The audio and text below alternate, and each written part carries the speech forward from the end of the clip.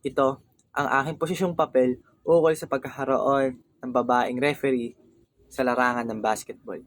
Mula sa PBA, Philippine Basketball Association, ay may 2 babaeng referee na sumasalang para pumito mula umpisa ng laro hanggang matapos ito.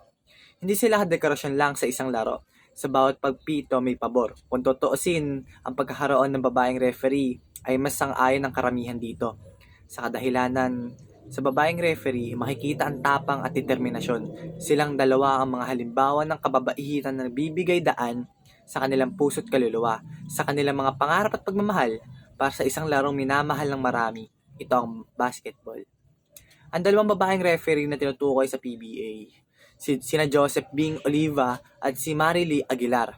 Mula sa kanila, bago ka makapasok sa larangan na ito, kinakailangan na 5'3" pataas ang height mo at may alam ka sa larangan ng basketball.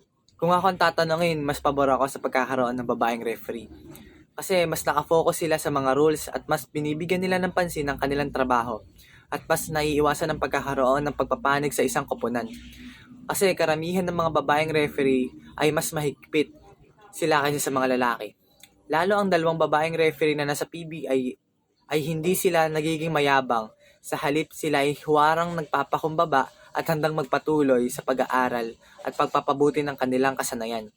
Sila ay isang modelo ng pagiging profesional sa larangan ng basketball.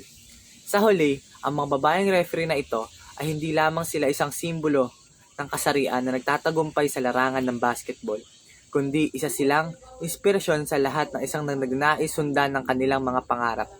Isa sila sa nagpapakita ng determinasyon, katinalinuhan, at integridad na walang kinikilangan kasarian. Sila ay isang huwara na dapat tularan ng sinuman. 2 babae nagpapalakasan ng loob na ibang nagpagtagumpay anumang larangan ng kanilang piliin.